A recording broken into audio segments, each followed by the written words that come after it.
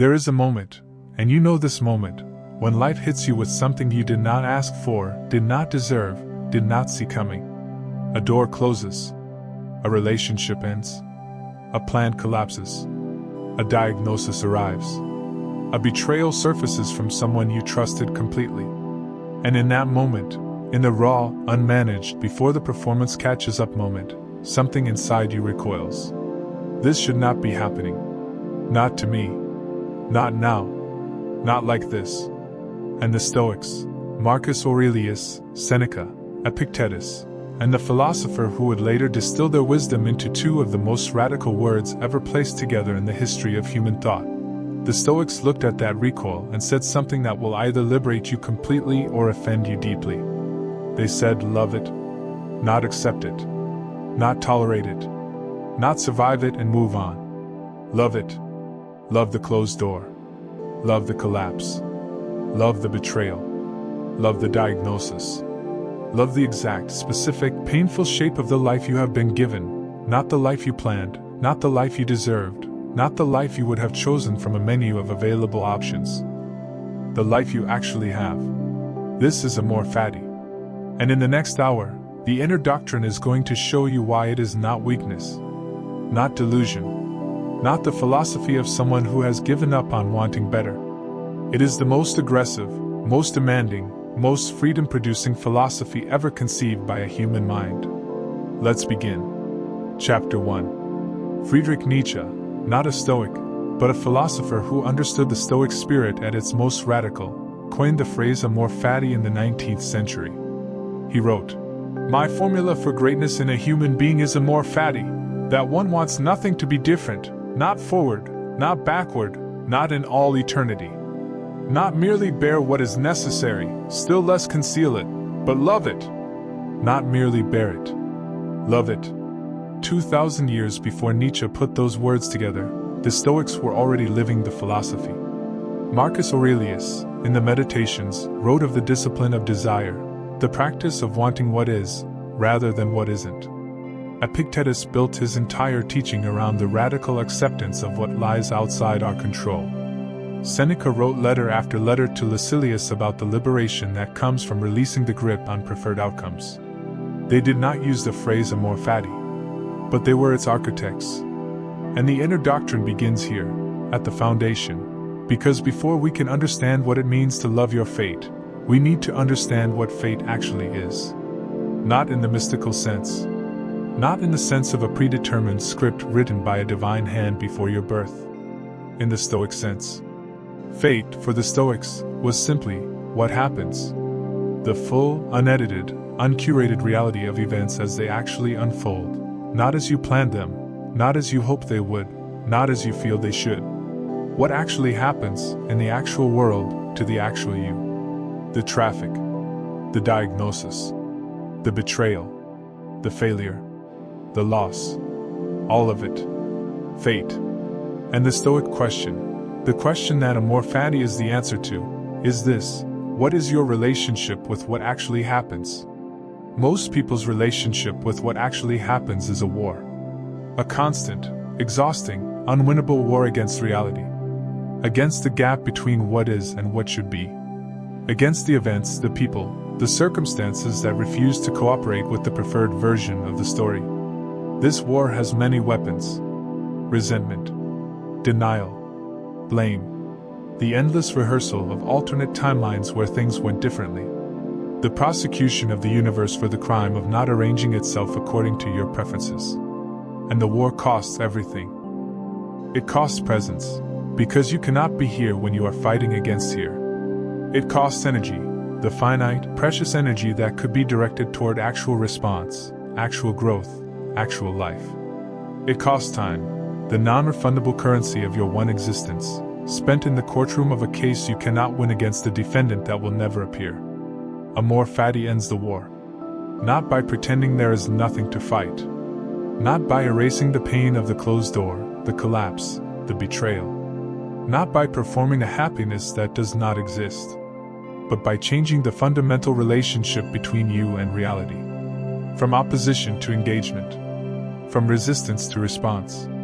From the exhausting demand that life be different than it is, to the radical, aggressive, philosophically precise choice to meet life exactly as it arrives. And not just meet it. Love it.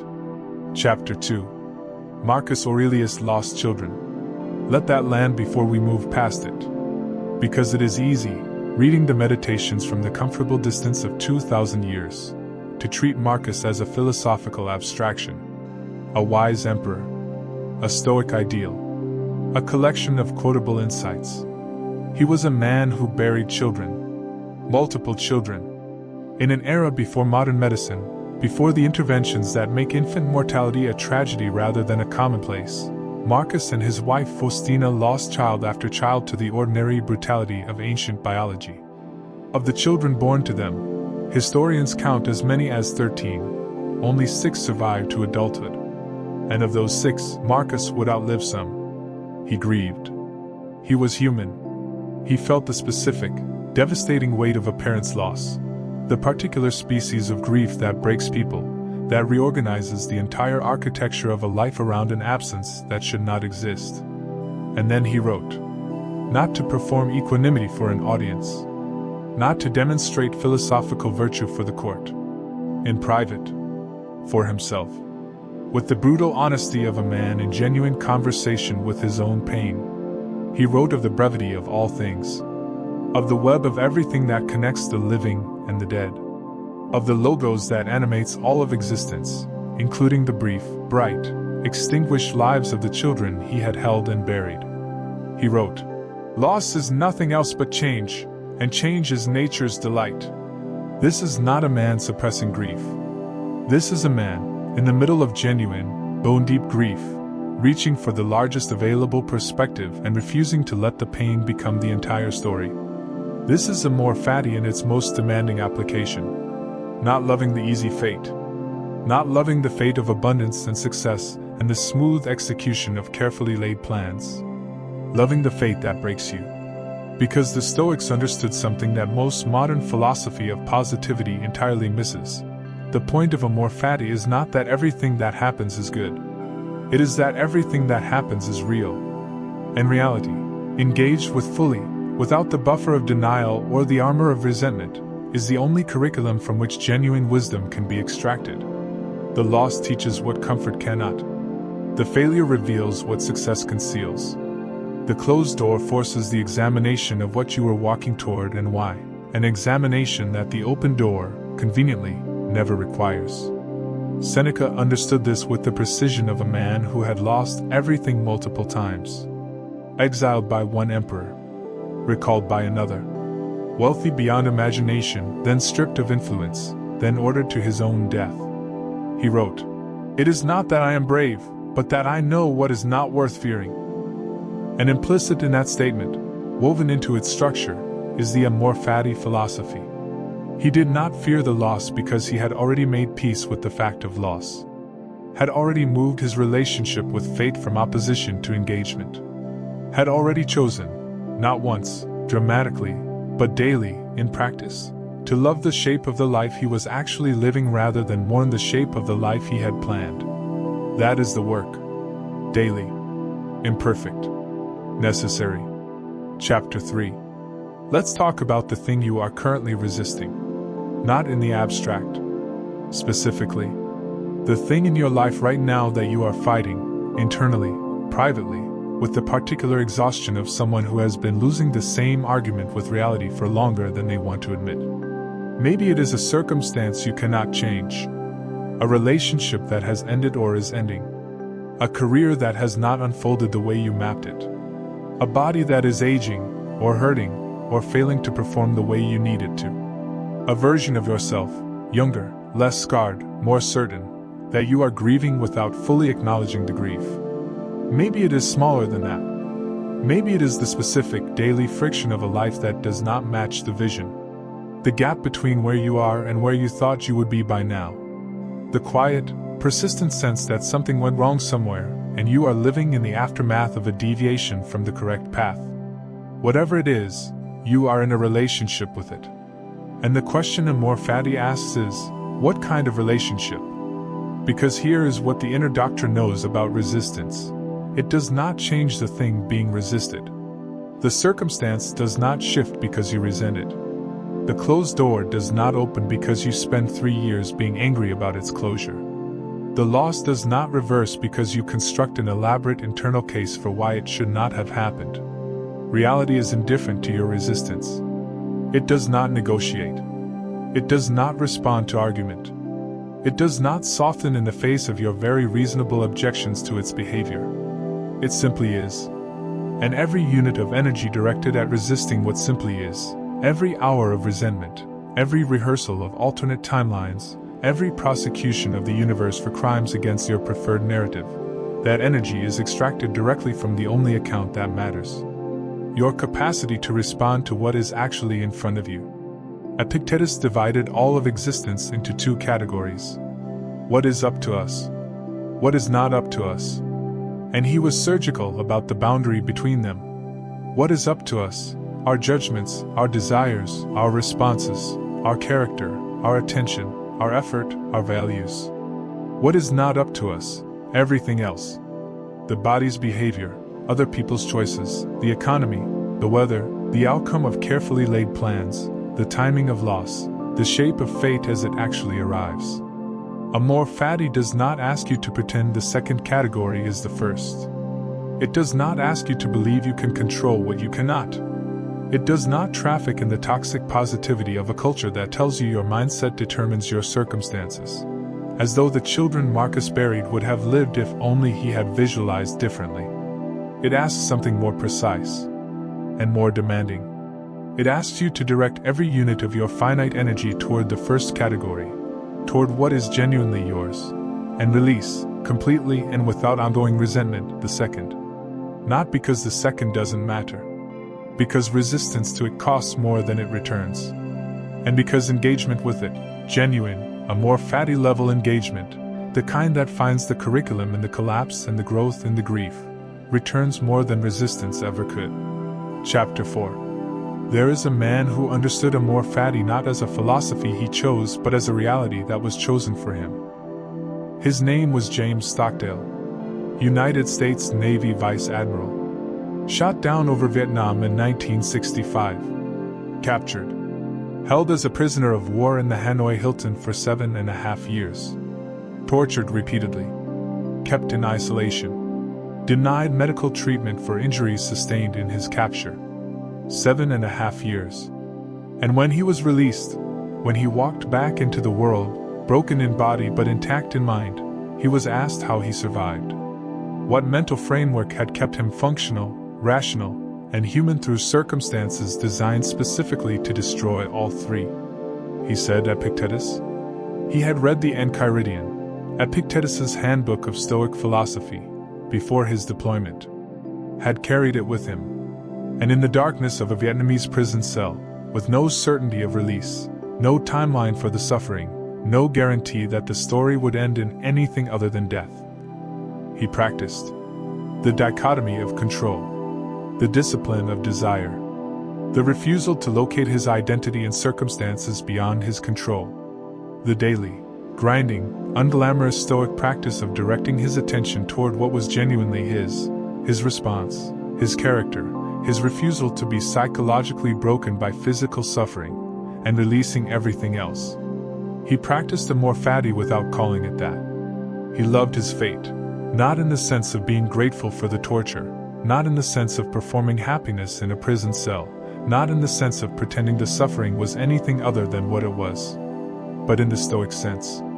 In the precise, demanding, philosophically rigorous sense of engaging fully with the reality in front of him rather than being consumed by resistance to it. Of finding, in the most extreme circumstances imaginable, what the fate was asking of him, and answering. He emerged not diminished but deepened, not broken but clarified. Not a man who had survived something terrible and spent the rest of his life defined by the survival. A man who had been through the fire, and come back knowing exactly what he was made of. That is the promise of Amor Fati at its most extreme. Not that the fire won't burn, but that what survives the fire is real, and what the fire burns away, the illusions, the comfortable assumptions, the untested beliefs about who you are and what you are capable of, those things deserve to burn. Marcus Aurelius wrote, "The impediment to action advances action. What stands in the way becomes the way." Stockdale did not choose his impediment. Nobody chooses the Hanoi Hilton.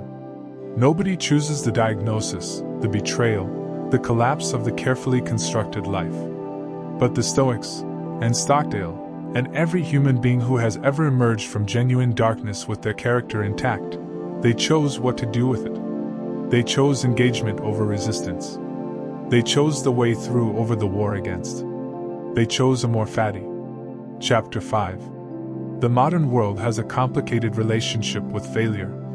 On one level, the performed level, the LinkedIn level, the conference keynote level, failure is celebrated. Fail fast. Fail forward. Embrace failure as a learning opportunity. Wear your failures like badges of philosophical sophistication, proof that you are the kind of bold, risk-taking, growth-oriented person who understands that failure is just success in progress. This is not Amor Fati. This is failure aestheticized, packaged, stripped of its actual weight, and sold back to you as a brand identity. Amor Fati does not celebrate failure. It does not perform equanimity about loss for an audience of potential admirers. It does not commodify suffering into content. It sits with the actual thing, the actual weight, the actual cost. And then, not immediately, not without the grief the failure deserves, it asks the only question that matters. What is this asking of me? Not, how do I reframe this so it feels better? Not, how do I extract a lesson I can share on social media? Not, how do I position this failure as a feature rather than a bug in the narrative of my personal brand? What is this actually asking of me? The business that failed is asking something specific. About your assumptions. About your execution. About the gap between the vision you had and the reality you built. About the places where you knew something was wrong and chose comfort over correction. The relationship that ended is asking something specific. About what you brought to it. About what you avoided in it.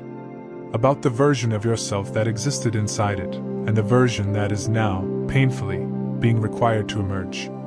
The career that has not unfolded as planned is asking something specific. About whether the plan was genuinely yours, drawn from your actual values, your actual gifts, your actual vision for your life, or whether it was someone else's map that you adopted because it seemed like the correct one for a person of your background and capability. Every failure is a question, and Amor Fati is the commitment to answer honestly, not defensively, not with the managed, performance-ready version of the answer that protects the ego and preserves the image.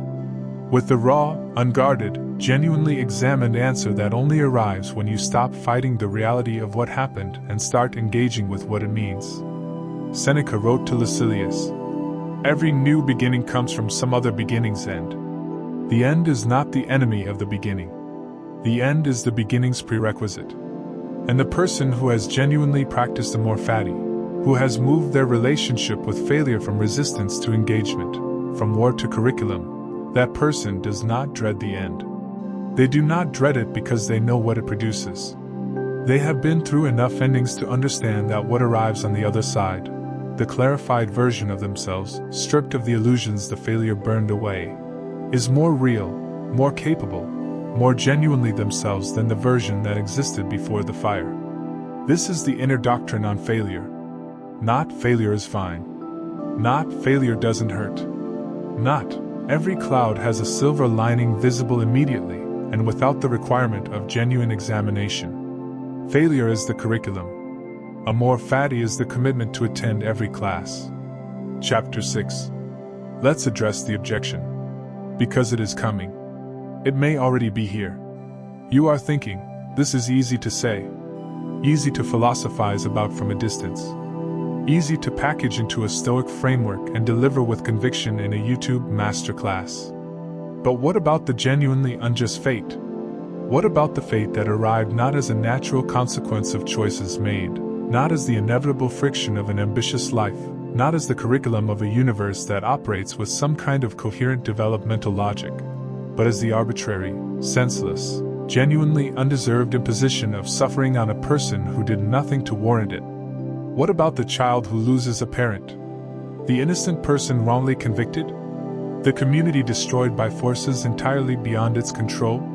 The life derailed by illness, by violence, by the specific cruelty of circumstances that cannot be philosophized into growth opportunities without a kind of intellectual dishonesty that the inner doctrine refuses to traffic in. This is the hardest version of Amor Fati, and it deserves a direct answer.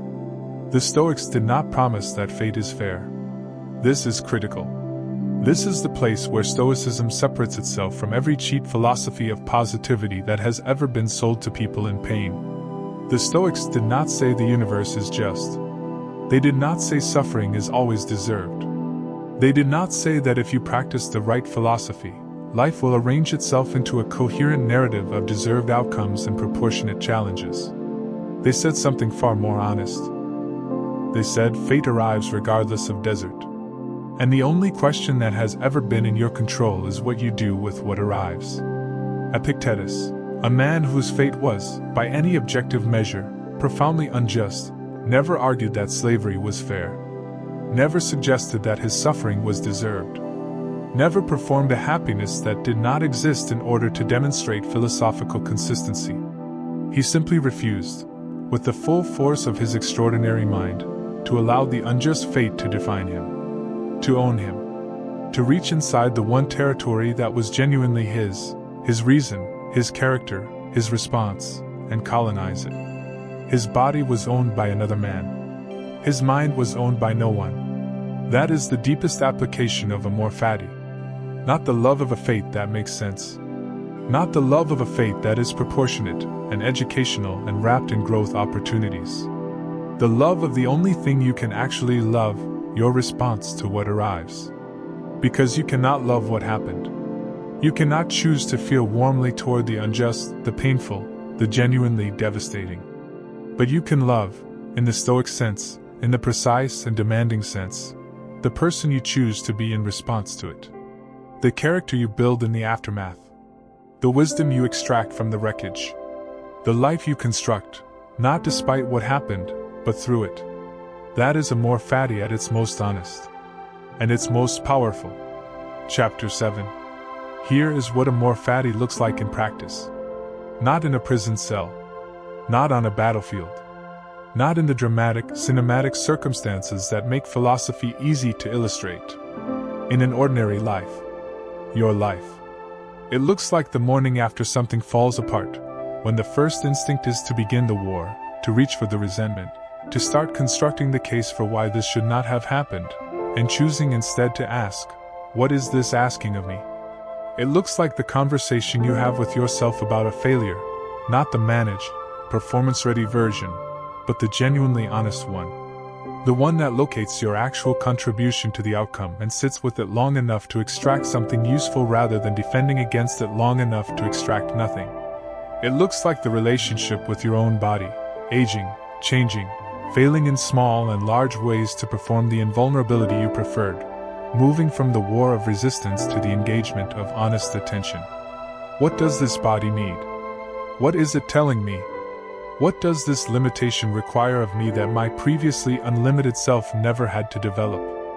It looks like the career pivot you have been avoiding, the acknowledgement that the path you are on is not the one you would choose with full honesty and full courage, and choosing, finally, not because conditions are ideal but because Amor Fati demands engagement with what is actually true rather than performance of what is socially comfortable. It looks like Marcus Aurelius, on campaign in a foreign land, surrounded by plague and war and grief, opening his journal before the day began and writing, not for posterity, not for the court, not for the historians who would eventually make his private notes the most read philosophical text in human history. Writing for himself. Reminding himself of what he already knew but needed to keep knowing. That the fate arriving today, whatever shape it takes, whatever cost it carries, is the only fate available. That the energy spent in resistance to it is the energy unavailable for response to it. That the man he wanted to be was not the man who received a better fate, but the man who met his actual fate with full character. And then he closed the journal. And he went to meet the day. That is the inner doctrine on Amor Fati. Not a philosophy of passive acceptance. Not the spirituality of someone who has stopped wanting, stopped striving, stopped caring about outcomes. The philosophy of someone who has stopped wasting energy on the war against what is, and directed every unit of that recovered energy toward the only battle that was ever genuinely available. The battle for who you are in response to what arrives. Chapter 8. You have been given a fate. Not the fate you planned. Not the fate you deserved, better or worse than what arrived, depending on the accounting. Not the fate you would have chosen from a menu of available options if the universe had extended you that courtesy. The fate you have, with its specific textures, its specific losses and gifts and unearned advantages and undeserved difficulties, its specific closed doors and unexpected openings, and the long, complicated, unrepeatable arc of a life that belongs, completely and without appeal, to you. And the question the inner doctrine has been building toward across every chapter of this masterclass, the question that Amor Fati has always been the answer to, is this. What is your relationship with that fate going to be? Because you have a choice. Not about the fate itself, that is not your territory. Not about the events, the circumstances, the things that arrived outside your control and will continue to arrive outside your control for the remainder of your life. But about the relationship. Opposition or engagement. War or response. Resistance or the radical, demanding, freedom-producing choice to meet your life exactly as it is, not as it should be, not as it could have been, not as it will eventually become, but as it actually, presently, undeniably is. And not just meet it. Love it. Love it the way Marcus Aurelius loved an empire he did not ask for, fully, with complete commitment, without the resentment that would have been entirely understandable and entirely corrosive. Love it the way Epictetus loved a freedom that existed entirely in the mind, fiercely, precisely, without the bitterness that his circumstances objectively warranted. Love it the way Seneca loved the philosophy he practiced imperfectly and lived completely, with the honest, undefended acknowledgement of the gap between the ideal and the actual, and the daily commitment to close it. Love it, your actual life, your actual fate, your actual unrepeatable specific existence on this pale blue dot in an infinite cosmos. Love it not because it is easy or fair or what you planned. Love it because it is yours. Because it is the only curriculum available to you. Because what you do with it, how you meet it, how you respond to it, how you extract from its specific shape the specific wisdom that only your specific fate can produce, is the only story that was ever genuinely yours to write. Marcus Aurelius said, "Accept the things to which fate binds you." But Amor Fati goes further. Further than acceptance. Further than tolerance. Further than the gritted teeth endurance of a life that is not quite what you ordered. All the way to love. The full, eyes open, philosophically grounded, stoic precision love of a fate that is, whatever else it is, real. And real is the only thing that was ever worth loving. This is Amor Fati. This is the inner doctrine. Now go live it. So, you came here, perhaps, looking for a philosophy of comfort. A way to feel better about the things that hurt. A framework that would make the losses easier and the failures less sharp and the gap between the life you have and the life you planned a little less visible. The inner doctrine does not offer comfort. It offers something better. Clarity. Precision. The specific, stoic, battle-tested understanding that your fate, exactly as it has arrived, exactly as it is currently configured, exactly as it will continue to unfold in ways you cannot predict or control, is not your enemy. It is your curriculum. And Amor Fati is the commitment to attend every class. Not just the easy ones. Not just the ones that confirm what you already believed and require nothing new of you. All of them. The losses. The failures. The closed doors. The undeserved difficulties and the deserved ones and the ones so complicated you will never fully untangle which is which. All of it. Loved. Engaged. Met with full character. If this moves something real in you, hit the like button. Share it with someone who is currently at war with their fate and needs to be reminded that the war is costing more than it returns. Subscribe to Inner Doctrine. We are here every day, not with comfort, but with the sharpest, most honest, most demanding philosophy available to a modern soul that has decided to stop sleepwalking and start living. Turn on the notifications. Come back tomorrow. The fate is arriving whether you love it or not. You might as well love it.